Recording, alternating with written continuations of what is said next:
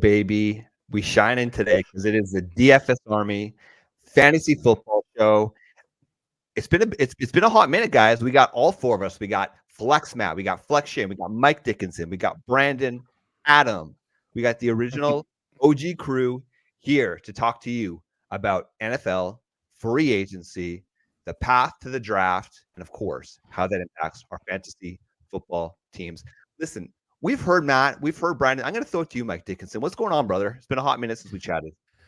It's just life. It's been a hot cycle with this with the free agency, with the combine, everything like that. So as you know, Brandon and Matt are much better with the incoming rookie profiles than I am. So I've been trying to play catch up. I don't think I'm caught up to where they are, but we're about to find out in this next hour. It's impossible. Yeah. It's impossible. You could try. So well, why do you think? Why do you think you're in my network? Because you guys are much better at it than I am. Yeah, and he just wants to steal all of our players, Shane. I'm excited to be back. It's all four of us back in town. You know, wake up San Francisco is how I feel right now because it is 6:30 a.m. trying on the West Coast, trying to suit Mike's needs over on the East Coast. It's incredibly early today. I'm sure I don't have pants on yet, but I'm ready to talk rookies and free agency. To be fair, you wouldn't have pants on if this was at noon. That is true. Yeah, it's true. It's true.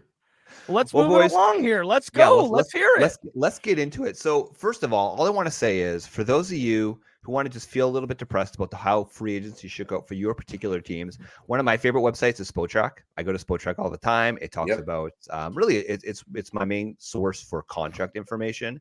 But there's this sweet little ability where you can go and you can search your team and the impact that they've done in free agency.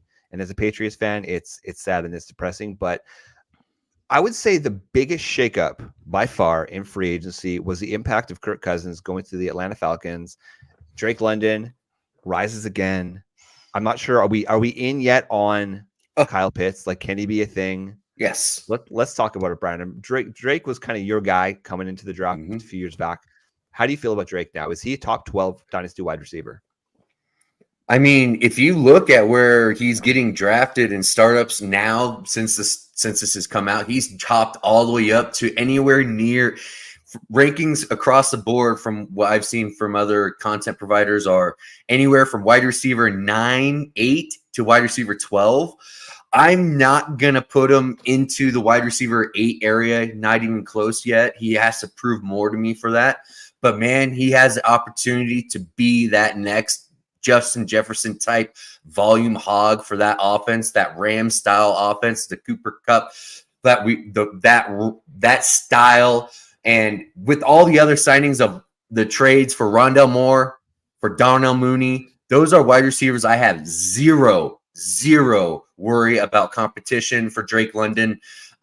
This is going to be London, Bijan, Pitts, the trifecta, the holy trifecta, the holy trinity is going to be unleashed on a fantasy football finally because of Mike Dickinson guy, Kirk Cousins. Mike called this from months ago. From the end of the season, he said this is where he's going to end up being. And man, oh man, was he spot on this one. Everybody thought it was going to be Justin Fields, but it turns out it's going to be Kirk Cousins. And I couldn't be more excited. Matt, what the hell is going on with Justin Fields? Like, is he going to just? Is he destined for a backup role right now? Yeah. See, this is the great part about this podcast is I wanted to talk a little bit about free agency, but not get drowned out in free agency because I think it's time to get back on the rookie train and seeing about what's gone on with free agency. It has definitely led its way to not a lot of spots left for Justin Fields. It seems like he is going to have to take a backup role at this point. A spot that, everyone had thought, as it was nearing is that the Seahawks were going to end up being a pretty good little option for him.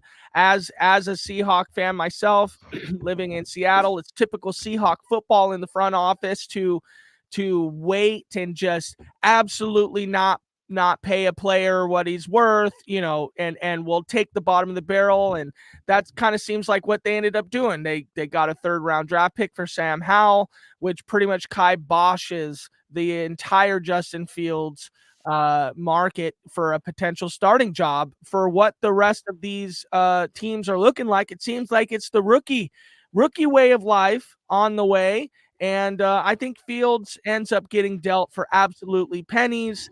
And he's going to have to take a backup job. It seems like what's happening, or what the news is that he might end up going to the Steelers, might end up going to a place where he probably is supposed to suit in as the backup, but with a option to compete for a starting role with someone that can mentor him. I probably like that opportunity because George Pickens is a little bit of a feisty guy. You know, you would think that he has a little bit of Jerry Jeudy in him. So Jerry Jeudy clashed a little bit with Russ, but on the way out, it seemed like their relationship was okay. But you know, George Pickens is a beast that needs to be fed, and if Russell Wilson, whoever's there is smart, we'll probably feed him.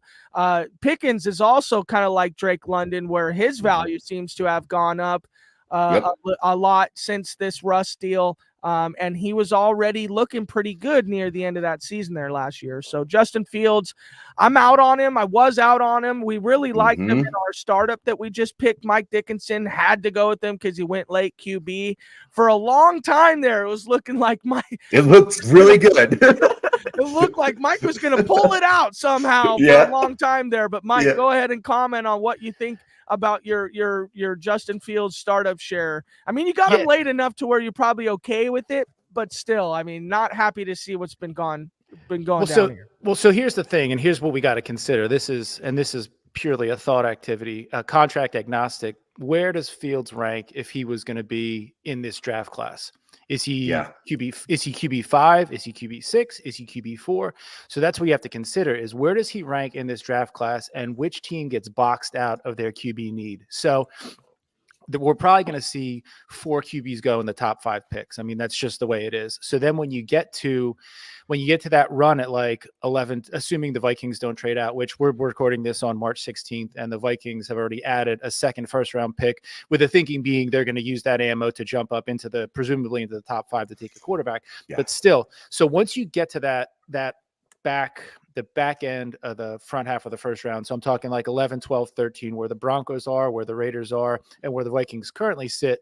Which one of those teams gets boxed out of their guy? And then which one says, all right, let's trade back and let's go talk to the Bears and let's move our third this year and our second next year for Fields, because what Fields offers us is better than what we're going to get in a day 2 guy, like in a Spencer Rattler and a Michael Pratt or something, or a Sam Hartman or something like that. That's where, and I've thought this once Fields didn't get moved, Chicago messed up. They should have moved him before. They should have moved him earlier, and they didn't. They sat. So they're going to end up costing themselves. But once all this shook out, once Cousins side went to Atlanta, and once Wilson went to Seattle or went to the Steelers, said, all right, now what's going to happen is the Fields move is going to happen either at the back end, like at the end of day 1, after day 1 of the draft closes, or before day 2 opens up. Kind of how we saw Tennessee make that move up before day 2 last year so they could jump up and get Levis.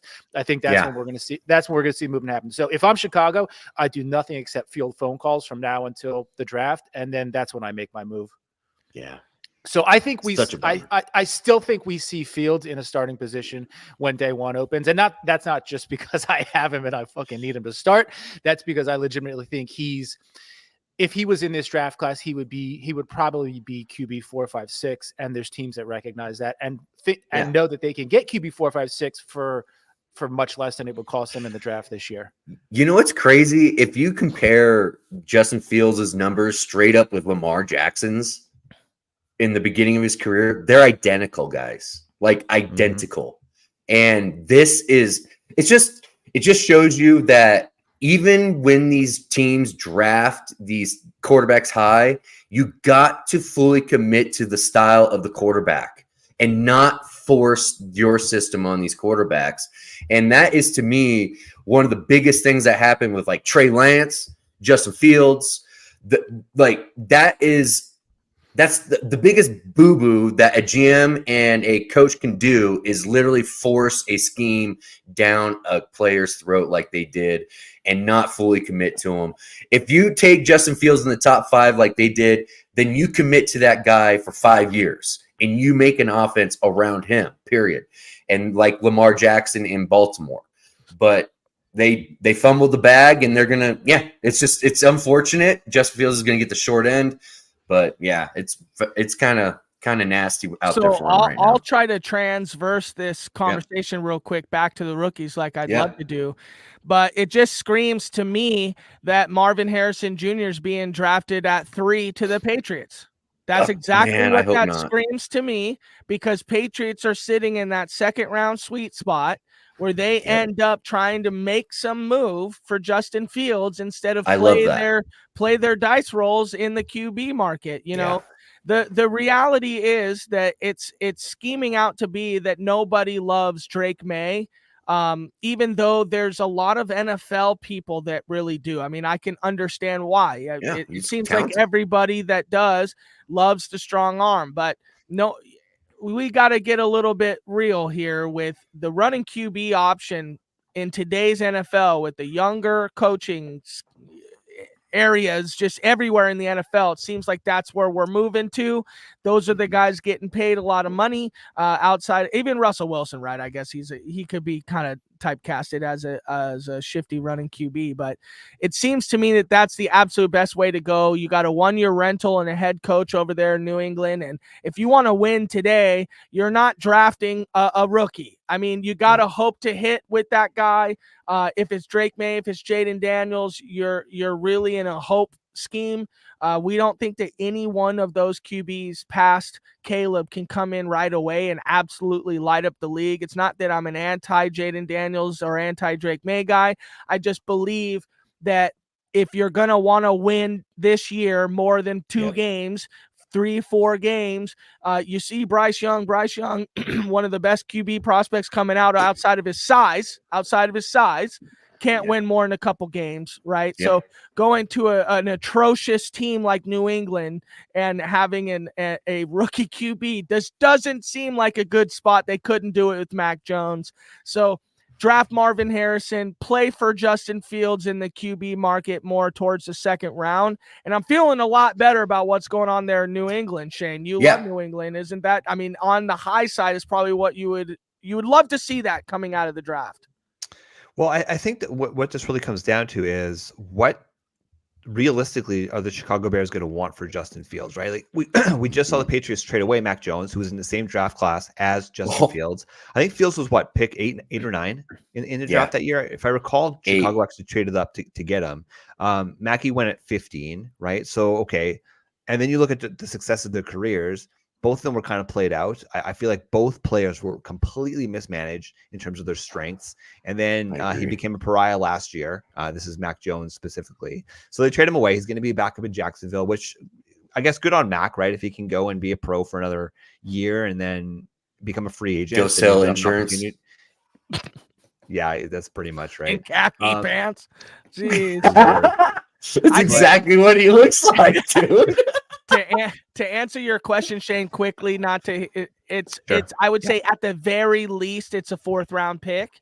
At the very least, even if you're bailing out on him, I think if New England is entirely pleased with the process, they get him for a 4th round pick. But I think a 3rd round pick, I mean, there's no way Sam Howell and Justin Fields have equal value. In my personal opinion, I think the rushing upside is there. You saw how well Justin Fields really can play last year. I mean, you got him a dynamic weapon, and DJ Moore was really dynamic last year. I mean, putting up a 40-point weeks in fantasy sometimes.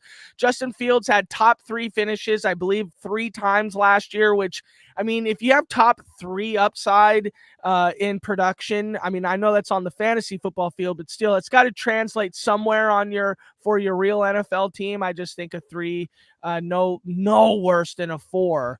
But Shane, if you're taking a 3rd round draft pick for Justin Fields, you got to go Marvin Harrison at 3. And let's say that is what we're doing here. And I want to pose this question to everybody. We'll start with Shane because that's his guy.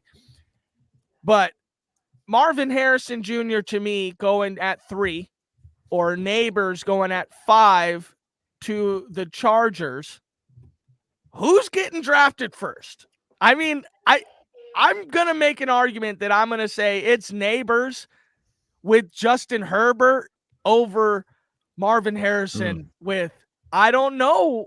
And even if they do end up with Fields, I don't know. I don't know how that's going to end up. I don't know if he's going to want to play in the snow all the time. He is a cold weather quarterback already right here, but still, Shane, Neighbors or Marvin Harrison.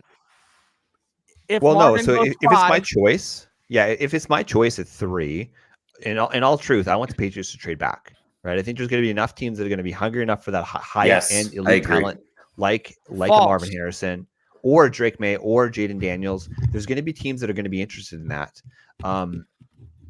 It doesn't make sense right now. I mean, listen, Marvin Harrison, even Malik Neighbors, these are the types of talents that can be game changers for a franchise, right? But at the wide receiver position, is it enough if you don't have anybody throwing in a ball? So yes, Matt, if the Patriots can actually acquire a player like a Justin Fields, then they want to go and draft that.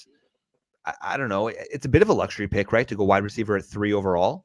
I still view that as a bit of a luxury pick, but draft the Hall of Famer, baby. You better believe it. I'm going to be dancing on my chair when they go, if they actually go and they pick the wide receiver. And what are the odds right now? What are the chances of Malik Neighbors actually being the first quarterback off the board? Is there any sort of Malik odds? Neighbors first quarterback? First wide receiver off the board. First wide receiver off the board. It's early. Leave the guy alone. It's early. Sorry. Well, what are the chances? You guys like to look at the betting markets, the prop markets, right? Is there's definitely a hype out there that has Neighbors as the wide receiver 1, as the overall complete wide receiver in this class, because he can do a little bit more, right? There's no chance. There's no chance, but yeah, I agree with you on that. But Neighbors is chance.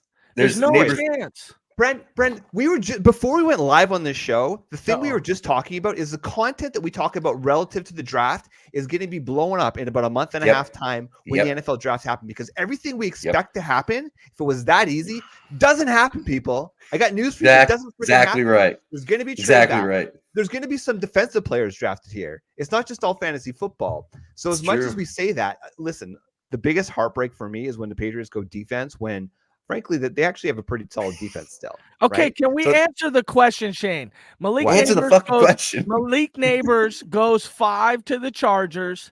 Yeah. Marvin Harrison goes 3 to the Patriots. Who are you drafting first in your fantasy football league in your dynasty drafts coming up a week or 2 after? Yeah, so I totally blocked out and didn't even hear the question. No, I love Marv, that. man. I'm going Marv. Wow. I don't care. Okay, Shane's going Marv. Mike Dickinson. Mike Dickinson, get us on the right train here, Mike. You're gonna hate my answer. I'm going Marvin as well. God. Oh, dude, have some balls. It's Neighbors. It's Neighbors. So here's where I'm at though. Here's why. So when you look at them from a talent standpoint, would you say Marvin is the better pure prospect than Neighbors? Yes. Yes, it has better upside. Yes. Okay. Yes. So we're sending Neighbors to the Chargers and we're sending Harrison to the Patriots. Patriots OC is Alex Van Pelt. Last decade, Alex Van Pelt has been with the Green Bay Packers. He's been with the Cincinnati Bengals, and he has been with the Cleveland Browns. Now, he was with Stefanski at the Browns, so kind of chalk him off. He wasn't really the OC there. He was the OC.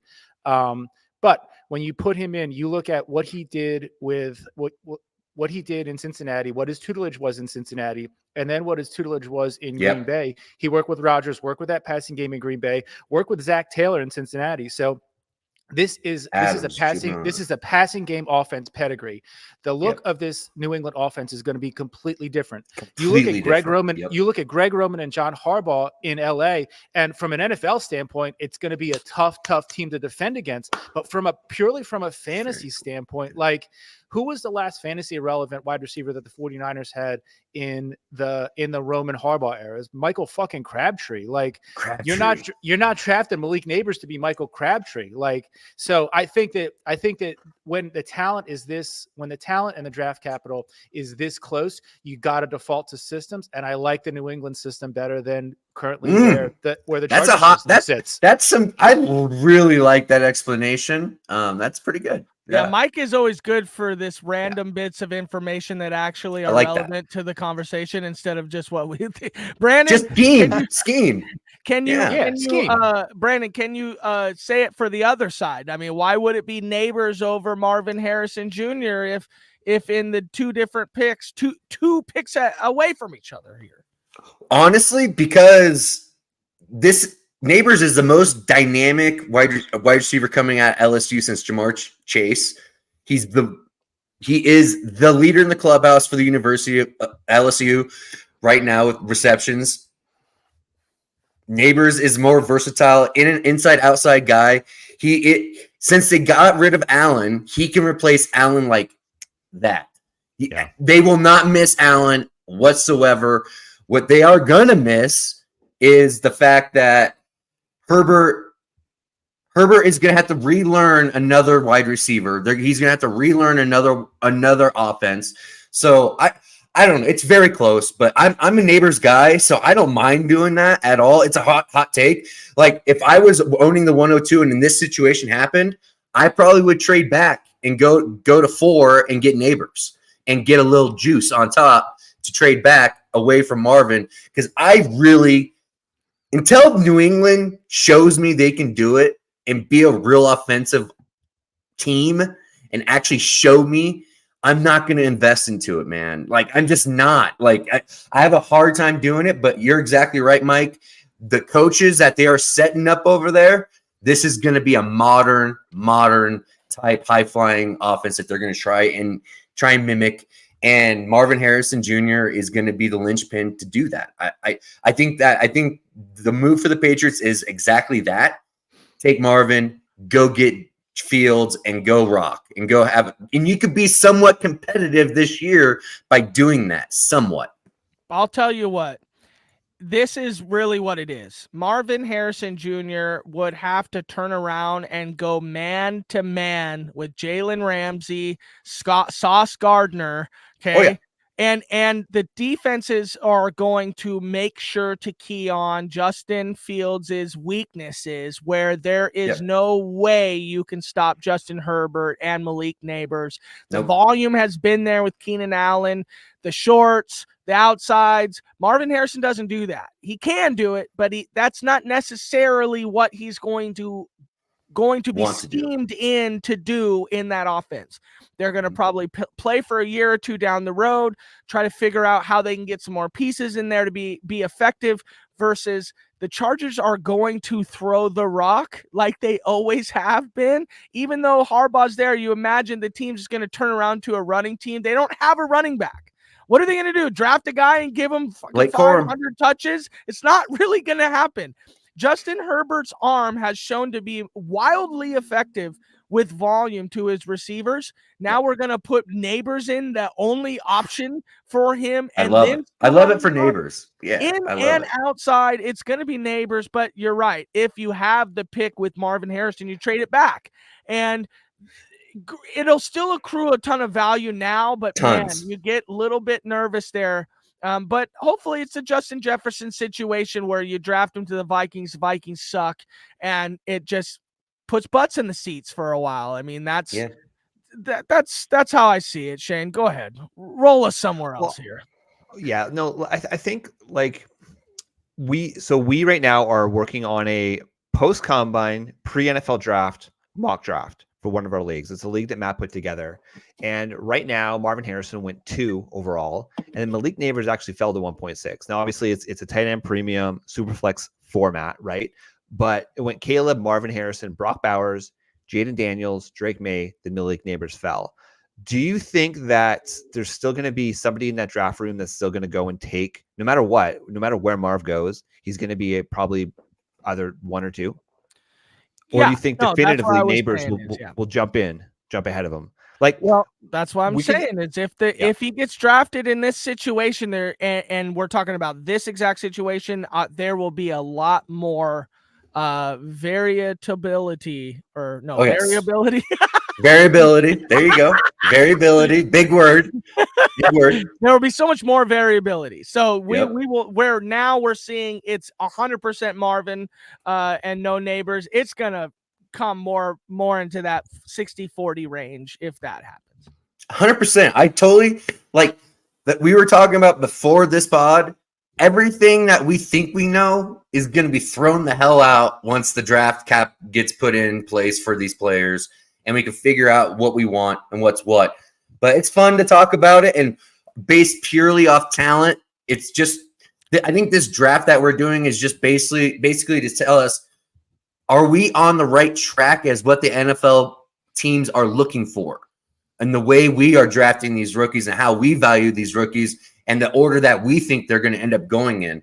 And that's what's fun about this draft that we got going on right now. And right on, we just shared it on the screen so you guys could take a peek at it, and you can see what kind of movement these players have had. And still some surprise picks that with players that didn't have a great combine, like Troy Franklin, my guy, still ended up going in the first.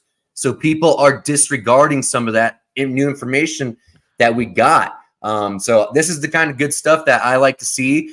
And it gives you a little bit of a market, a little perspective on what the marketplace is going to be. Yeah, and we're going to talk about this mock draft once it finishes up here on our next podcast. But actually, while we're here and we're talking wide receivers, this is a question I wanted to get Mike's take on, because yes. We have not had Mike around for too much of the rookie content, but Xavier Worthy, 4.21, Mike, 4.21, and he seems to be the hot commodity on receiver talk. It seems like the NFL market is going to push him into the first round. A lot of people did not have him in the first round up until he ran 4.21, but NFL loves speed. Two-part question for you. One, is Xavier Worthy a first-round pick based on the speed? And two, if he goes in the first round and he's to a Buffalo or a Kansas City, seems to be the loving pick, I mean, how high are you drafting him? So just real quick, just for the people, because for people who aren't as into it, so this is from JJ Zacharyson, but some of the statistical comps that he has, just for people who are still learning about these players. I like it. Marquise Brown, Jordan Addison, Jahan Dotson. He's 5'11", 165. So he's quick, but he's small. Go ahead, Mike. Yeah, so I think there's the first part of that question: is he a first-round pick? Should he be? No. Will he be? Probably yes. So you look at the mistakes the NFL has made getting enamored with speed. John Ross, Henry Ruggs, like it's super, super sexy seeing a 4.21. It really is. And I get it. Like, you want to make a splash. Part of the thing when you're drafting is you got to figure out what's going to make your team better, but what's going to put butts in the seat.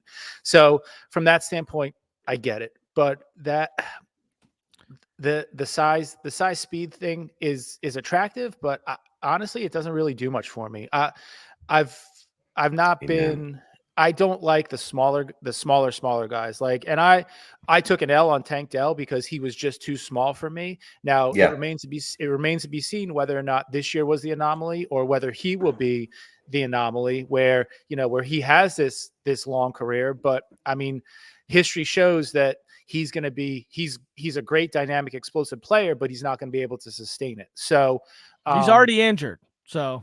Yeah. So, and I think Xavier Worthy got hurt running at the combine, no pads, just underwear, running in underwear, and he got hurt. So for me, even if he gets first round real draft capital, I'm not taking him in the first round. And for that reason, I probably won't have a ton of him, which honestly I'm fine with. I have no John Ross exposure, no Henry Ruggs exposure. Candidly, I have no Jameson Williams exposure, and I'm fine with all of it.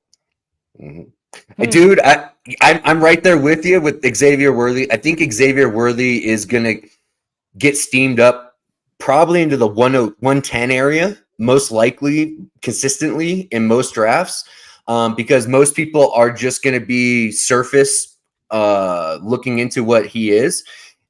Figure out, it really is landing dependent for that guy, to be honest with you.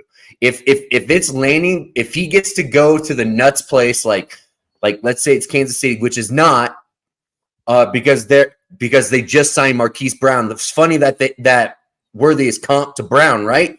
And Hollywood Brown ended up being right to Kansas City during free agency, and makes a ton of sense to me for that to happen. but we all overdrafted Hollywood Brown when he came out. And guess what? He never was that number one guy ever. It's just not in the cards for what the prospect profile is. And I think that's why Tank Dell is so good, is because Nico Collins is really the one. Nico Collins is really the one. So you can have that super explosive, fast, shifty player on the other side that can beat man coverage. And that's exactly what Worthy's going to be. And I think over the field, like kind of like a backyard football situation. Yes. That's what you love to have about those shifty, fast guys is that, hey, do I need you to be a 1? No. So why don't you just go out there and do some things? That's the difference between Devonta Smith, is he actually plays a more of an X role as a number 2 instead of a slot guy all the time. And I think that's what actually leads to his downside. And we saw it last year at the end of the season when AJ Brown was out and he had to move to the X position, and he's just not suited for that role, even though we like Devonta Smith here. So Shane, go ahead and take this onto another position here. Sure. Yeah. Just to kind of put a bow on Marquise Hollywood Brown, though, the player did show that he could demand a high target share, right? Granted, he was typically the only available viable target in an offense, but he did show he could get 14. Didn't he get like 18 targets one game, like some insane number? Yes. So he can demand a lot of targets.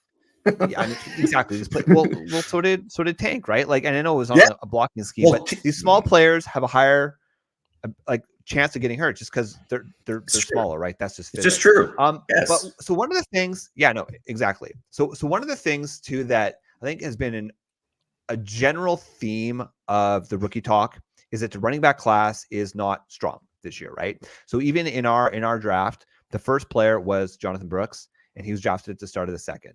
So I guess my question to you guys is, there was a major shakeup at the veteran running back room with all the free agency talk, right?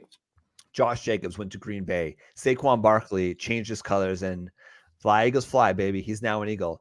DeAndre Swift, who I think we still think has an opportunity to recreate his career, is now in Chicago. Tony Pollard is in Denver. The King is in Baltimore. So there's been a ton of shakeup. So Tony Pollard's in Tennessee. Excuse me. Yes, Tony Pollard's in Tennessee. So let me throw this out to you, Brandon. Like, which one of these players makes you the most excited? And let's talk about like best ball right now. Are you more comfortable drafting a Kyron Williams around the 1-2 turn, or do you lean more like a Saquon Barkley? Like, is there enough there with the tush push where you think he's got that upside, he can get double-digit touchdowns in a season, that he's worth taking those picks? I'm taking Barkley in that position. But so Barkley, I think, he's bigger than Swift, okay? He's better than Swift in all facets of the game. He is a finisher. Swift had a nasty little trait that he didn't finish the damn runs, man. He just didn't finish the runs, and that was what really, that's probably why they moved on. It's because he kept falling inside the 1, inside the 2, inside the 5 over and over and over again and not finishing the run. And so they got the big bet. Yeah, what's that? It's because Swift, when he would drop his shoulder, he would get hurt. You can set your watch. It's because he doesn't drop the shoulder like he used to. And when he was a rookie, he used to finish runs a little bit, and then he kept having to get that shoulder harnessed up in issues after issue with the right shoulder, right? So I think Barkley is gonna end up being, I don't think the tush push is going to be as prevalent next year moving forward. Because Kelsey's gone. It's not, you don't have that savage in the center just saying fuck my life and just making it happen. Like this guy, that Jason Kelsey is going to be dearly missed. So that's why they got Barkley. I think Barkley has a real chance, man. I think he's going to have a career year. I think this is going to be that special year that he's been striving to get. But I think the biggest winner of the free agency for running back is probably Josh Jacobs for value wise. I think Josh Jacobs is still young. He's going into a great offense. Nobody there besides AJ Dillon. AJ Dillon is garbage. We know that he's just a straight up, backup. But Josh Jacobs, AJ Dillon is gone. He just resigned. Oh, they just resigned. Okay, good. Yeah, he just resigned. But I think Josh Jacobs has quite a little bit of sneaky value and is right back to what he should be. But also Derrick Henry. I think Derrick Henry in that scheme with Baltimore, man, is gonna be dangerous for this year. If you are going all in and you are a win now team, that is a guy I want on my team in a flex spot every single time on my roster going with the Ravens. I think we're going to see him really shine. And everybody's got to understand, the first 2 years of Derrick Henry's career was split time with DeMarco Murray, boys. Like, he literally did nothing for his first 2 years and then got put into the workhorse. So he has a couple more years of production, I think, that is still going to be RB1 value. That is a guy that I'm targeting if I'm a win now team for sure. Mike, So, Brandon, take it just real away quick. on Saquon Barkley. Let's go. Yeah, I mean, Mike's. I know he wants it. Real quick, before he says that, just talking about like Henry as a flex, his current ADP in underdog drafts is 42. He's going as the RB11, so it's conceivable. It's conceivable. Go ahead, Mike. Yeah, I don't think you're going to see as much drop off on the Philly O-line as you think. Jeff Statlin's still the head coach, is still the O-line coach there. Cam Jurgens has been on that roster since 2022. They drafted him to be the replacement for Kelsey, knowing that Kelsey was going. Kelsey been mentoring him. Kelsey said that Jurgens is the only guy that they brought in who could replace him. That's one of the reasons he was comfortable retiring. But I do think to what you guys talked about earlier, like Swift was not a finisher. Barkley is 100% a finisher. Yes. So his touchdown number is going to jump up. I think the other thing is you look at the OC change. So they let go of their OC. They brought in Kellen Moore, who was with the Cowboys for a while, was with the LA Chargers last year. And I think that offense is going to look a little bit different. We saw when Kellen Moore was in Dallas, two running backs coexist. And quite honestly, they both put up, if they had both been healthy, they both would have put up RB1 seasons in Zeke and Tony Pollard. Now, I think that where Barkley is now is better than late career Zeke. And I don't think that either whoever the number 2 is in Philly is as good as what Tony Pollard was. So I think you're going to see Barkley on the field all 3 downs, probably 70% of the series. Oh, yeah. And I think he's easily a top 6 RB. Honestly, if I'm in the back end of the first round, and now this is in redraft or in best ball, I'm hammering Barkley or Henry or one of those guys there. Like those are the guys that I'm taking, because those guys are rare now. The guys that are going to they'll give you 15 games and they'll give you 20 to 23 touches a game. So, Mike, we're not really talking about the declination of the line as far as taking Kelsey. I tried to redeem myself with the word. Right. Did you see it? Is declination a word? He tried. Declination I don't even think that's a word, dude. Look it up. Okay, listen. Oh my God. We're not talking about the O-line declining in the fact that can they run the ball. We are specifically wondering if the tush push on the goal line is the primary option.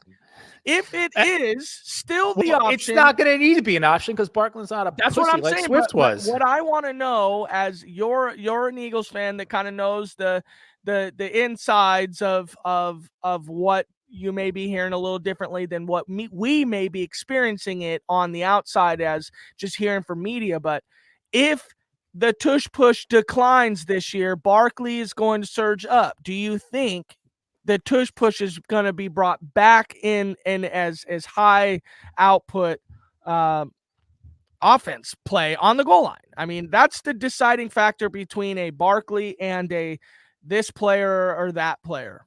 No, I don't, because I think it's such a physically taxing play, and I think they ran it because they needed to run it. Like, right. I think that's just long. That's long. Like when we're in college, we eat ramen because we fucking got to eat ramen. But like when you can afford some Chipotle, you can afford Chick-fil-A, you can afford to go to like a Ruth Chris or something like that. You're like, fuck it, I'm not eating ramen. I'm gonna get me some Ruth Chris. Like, so you do what you got to do to serve. You got to do what you got to do to survive. Okay, I love that. I love that take. Now I'm gonna catch Mike here right now because. At first, so what people don't know is we're in a group chat. We're talking, all day long, every single our group day. chat is stupid. Yeah, it's exhausting. It is. You'll go out for 2 hours and come back to 251 messages. Me and Brandon just arguing. So true, dude.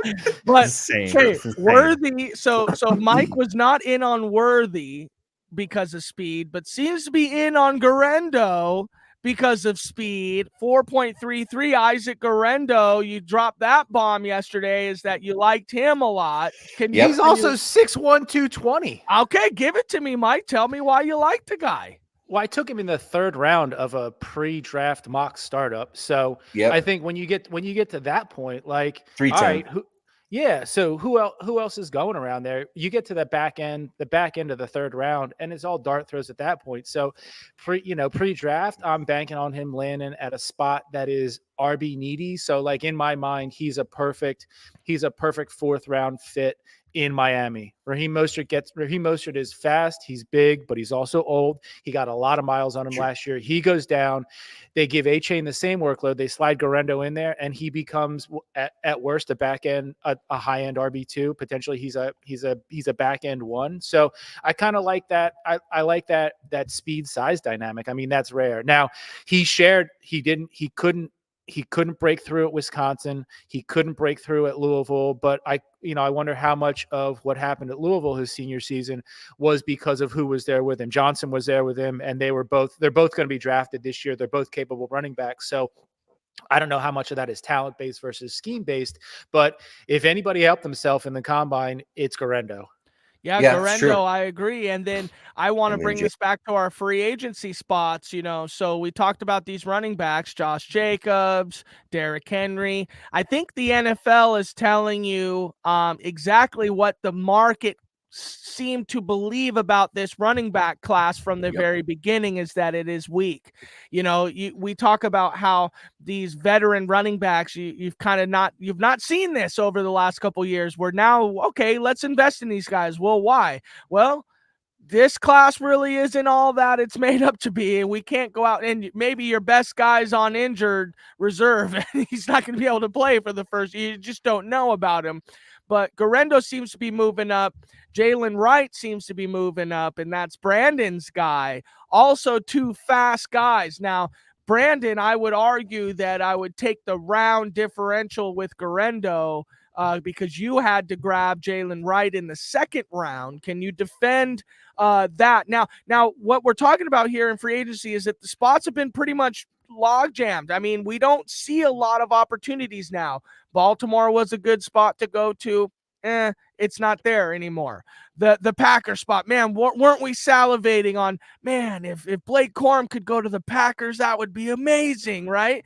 So now it seems like the 2 nut spots for these rookie running backs are a late round selection to Miami, which would be a good little option, but the Chargers also seem to be, now we're right there. It seems like Blake Corum is getting shoved into that position, but I would probably lean back a little bit and say that Trey Benson has started to really run away as the RB1 of the class next to Jonathan Brooks, but Jonathan Brooks is injured. So those 2 guys I would say are now in really a tier above most of these other guys. But Brandon, bringing back to Jalen Wright, I mean, there's not a lot of positions where these guys could go now because of free agency, but you still like the guys, you still like the talent. I mean, do you think that they're going to end up pulling through or still going to end up being one of the worst draft classes? I think there's going to be 2 guys that end up coming out of this class. Whoever lands with the Cowboys, 1, because they're going to get a shit ton of work. Oh, yeah, completely spaced on the Cowboys. 2, yep, that's a nuts landing spot as well. Number 2 is the Chargers for me because Gus Edwards is just a guy. I don't care if he played with the Ravens. I think he is just a guy. He'll be a goal line back a little bit here and there too. But I think we're going to end up seeing Blake Corum as a Charger. I really think that's going to – it's just Harbaugh loves the guy. I think he's going to end up going to get that. Literally, when I see Blake Corum, I see Doug Martin, man. He literally looks exactly the same on the field, and I think he can be a lead back, and he can lead a offense and be able to carry that workload. But my guy, Jalen Wright, I want Jalen Wright to end up with a team that actually can spread the ball, have in a spread offense like he was in Tennessee. Get a lighter box. Try and have some outside weapons. If he can land on a team with that kind of outside help, he can be a guy that is going to be able to finish and be able to finish from distance, man. I like guys, especially with, I think with this class, the way I look at it is this. If the NFL is saying, hey, these guys they don't bring the production, they don't bring the kind of profile that they like as a number one back, then I'm taking some freak show athletes and trying to take some shots on that. And if and in our draft, I took Jalen Wright at 2.9, and that was behind Brooks, Benson, and Corum. So he'll be the fourth back off the board, and I think that's pretty much where I would want it to be taken at. And with that pick at 2.9, I was looking at either Jalen Wright, Roman Wilson, or my guy Marshawn Lloyd. Marshawn Lloyd, another explosive back. I comp him the J.K. Dobbins type guy, DeAndre Swift. That's the type of guy. But like I said, once the draft happens, we're going to find out who the back is, the 2 or 3 backs that are going to get steamed way up because of landing spots. And that is the most important part of any of these backs. I don't care about their talent, really. I just want to know where they're landing with these guys because there's no dominant player. I think with that, Brandon, like the 4 that we just talked about, they're probably I think they're the consensus top 4 backs, and it feels like those 4 guys are starting to really distance themselves from the rest of the guys. Like these are the players that could be in consideration in round 2 or 3, right? Yep. Day 2, yeah.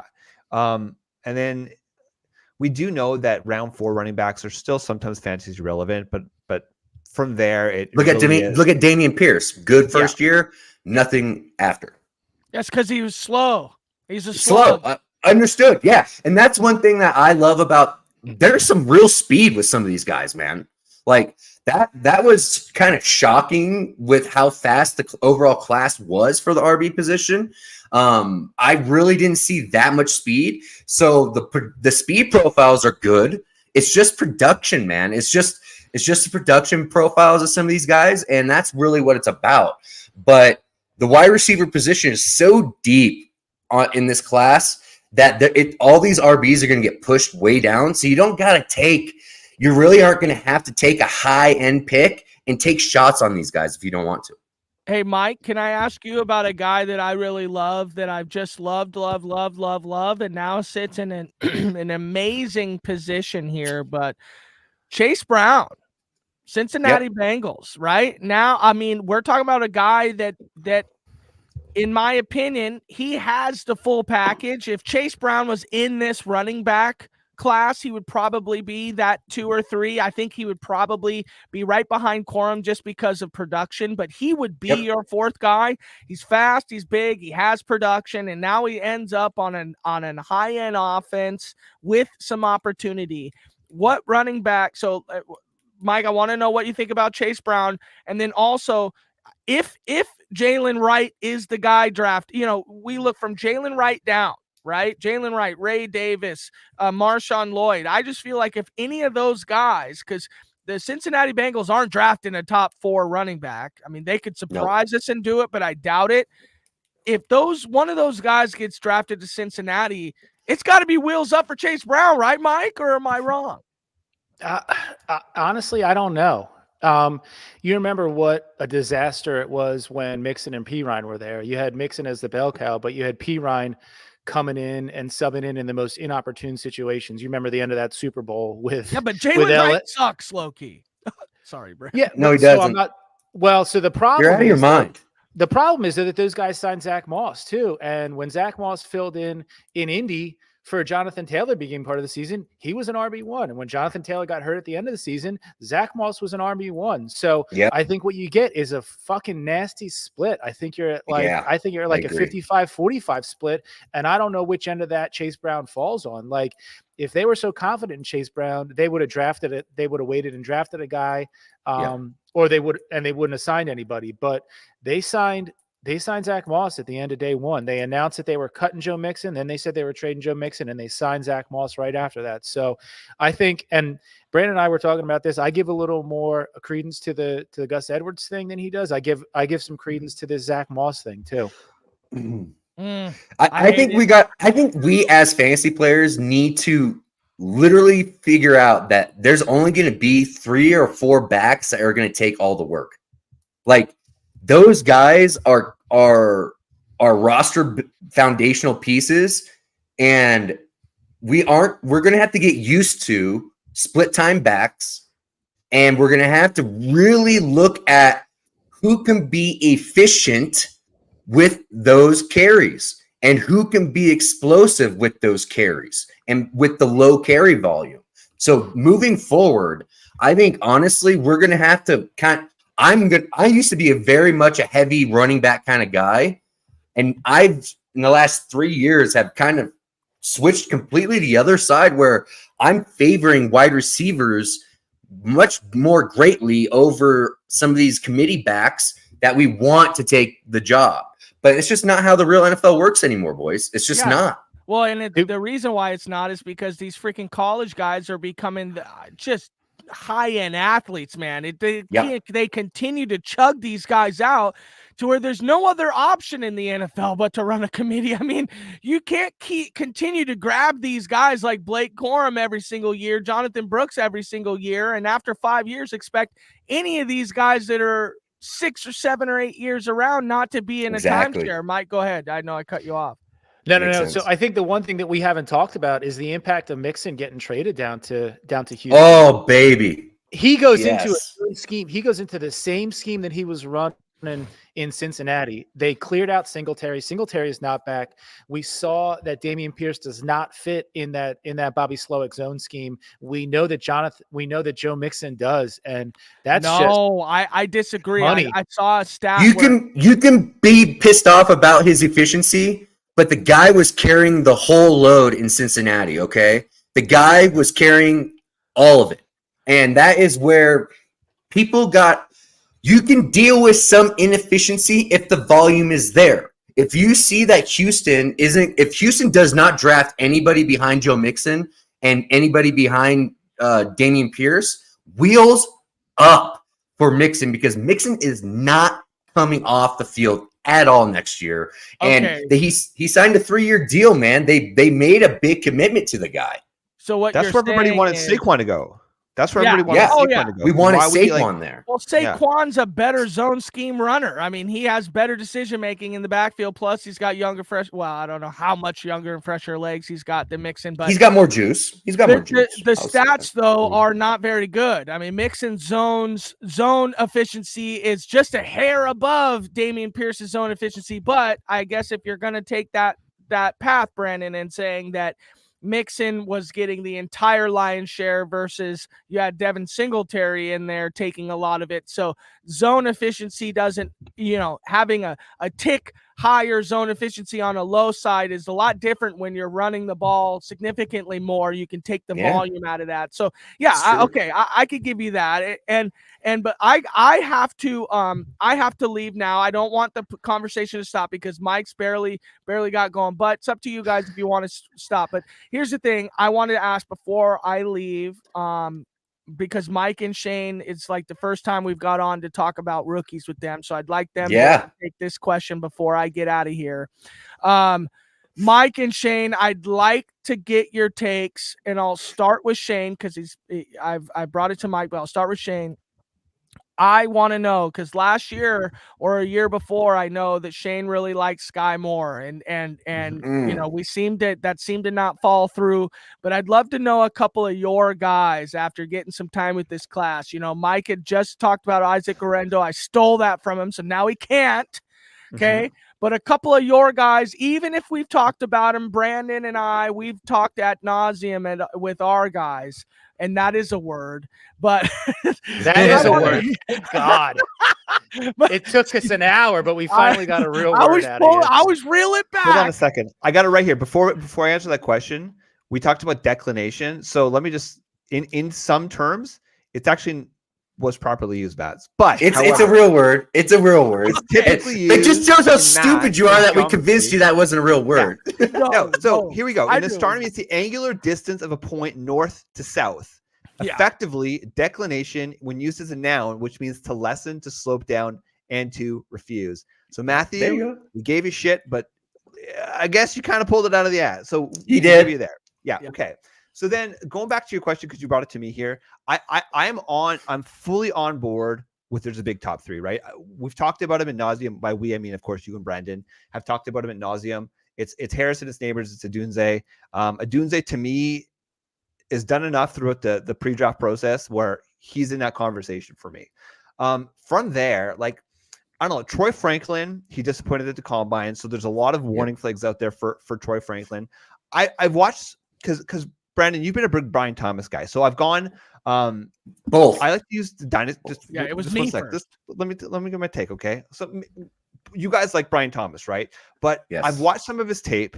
I like to go to Dynasty Nerds. They've got the film room, and it's the all 12 film, right? So you get to see everything. Nice. He's a big play kind of player, but I really worry about just his real fit. Like, to me, he's like a Cortland Sutton type player, right? Where in the right scheme, he could have some blow up games, but consistently, like maybe a wide receiver 3/flex where you're comfortable putting him into your lineup.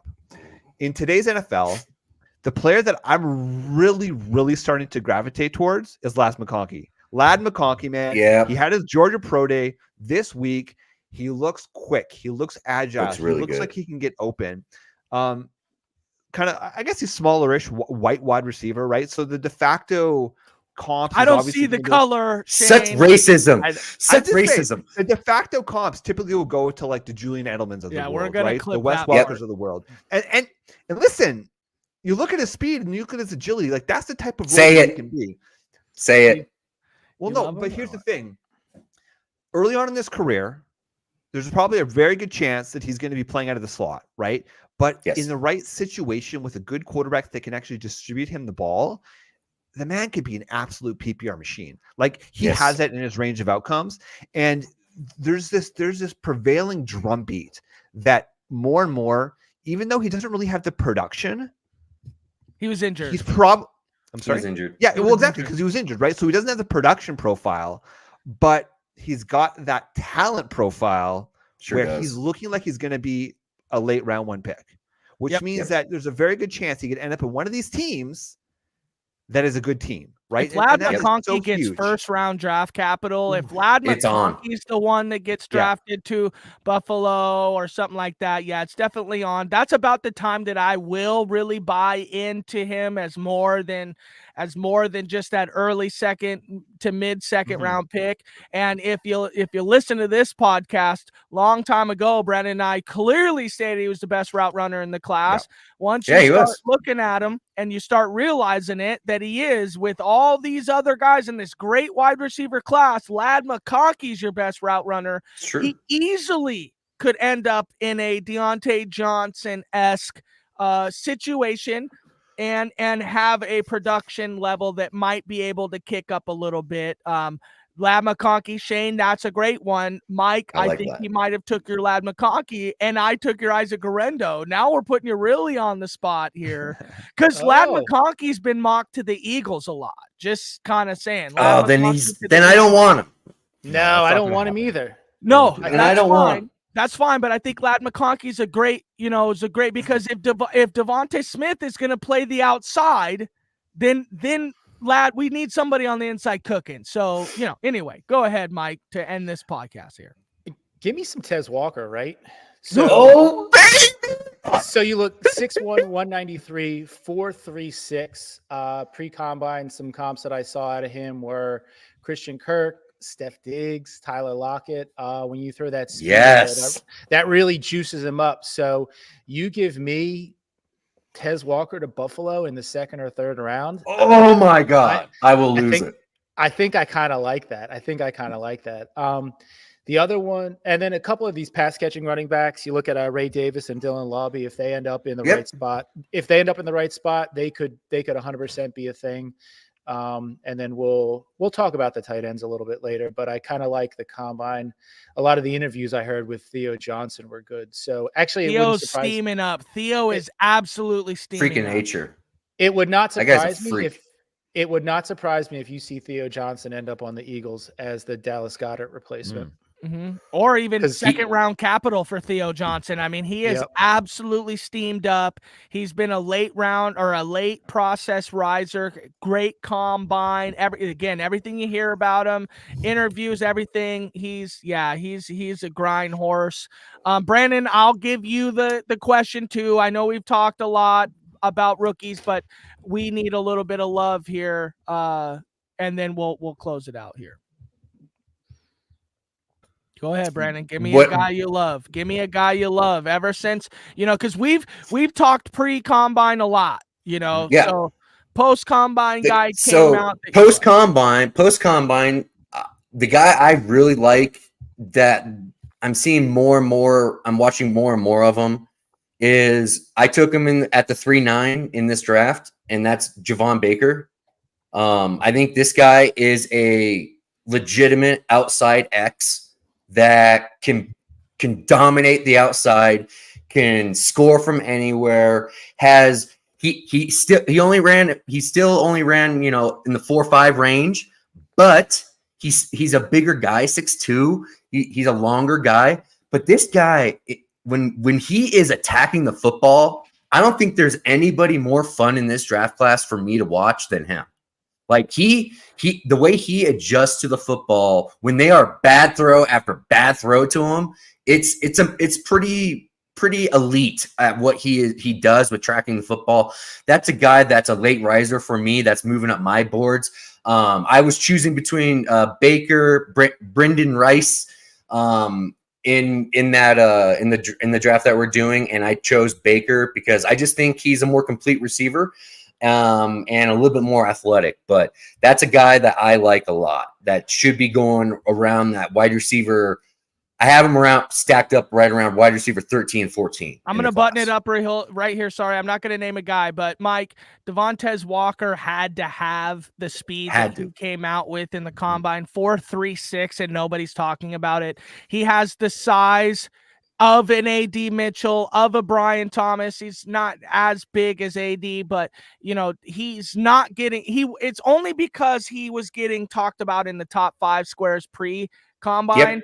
And then the Senior Bowl came out and he had just not the greatest Senior Bowl. He's outshined by a couple of these guys, nervous, but they came into the combine 4.36. I mean, come on. This class has you juiced. It has so much juice at all positions with speed. That's what's so great about it. And the good thing is, it's awesome when you see a guy that you think is a 4.3 guy on tape, and then he does it. And it's just like, God damn it, that feels good to be able to stamp that. Even more awesome when you're AD Mitchell and you think he's a 4.5 guy and he's a 4.3 guy. So no, it's not. In my opinion, that's worse because he doesn't play to his speed, man. He doesn't play his speed. Upside. And that tells me he's processing when he's running routes.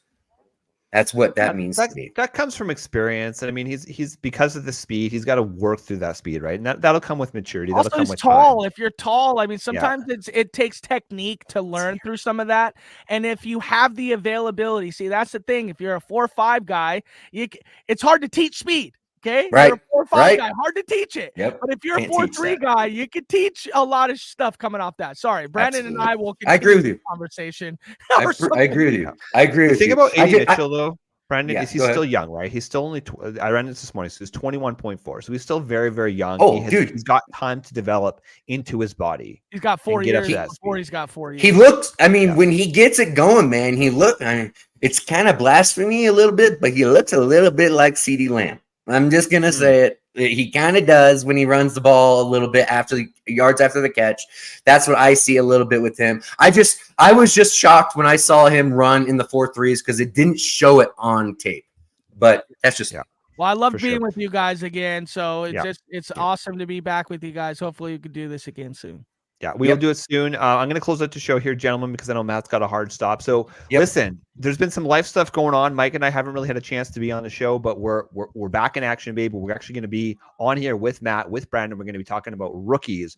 We're going to be talking about best ball, some best ball strategy. We're going to be talking a lot of NFL draft talk coming up. And listen, for those of you who are just finally starting to get into this rookie conversation and you're trying to get a pulse on our perspective, go back, watch some of the videos that Brandon and Matt did. They've got some mock draft video. They've got a breakdown by position. If you want to just get to know these players, there's a lot of draft content out there, but we like to listen, right? You're walking on the treadmill. You want to listen. Go check out amazing stuff. So I just recently moved, and so when I was packing, I would have it in my ear. I'd have Brandon, I'd have Matt, and I'd just be laughing because they like to argue as well. So if you like just generally entertainment, go check out the podcast. He just likes to poke the bear. He pokes the bear repeatedly, man. Oh, just always. Sorry, I'm just messing up with our screens here. But last thing too is go check out dfsarmy.com. It's where we hail. It's what gives us this platform to come and talk to you folks out there.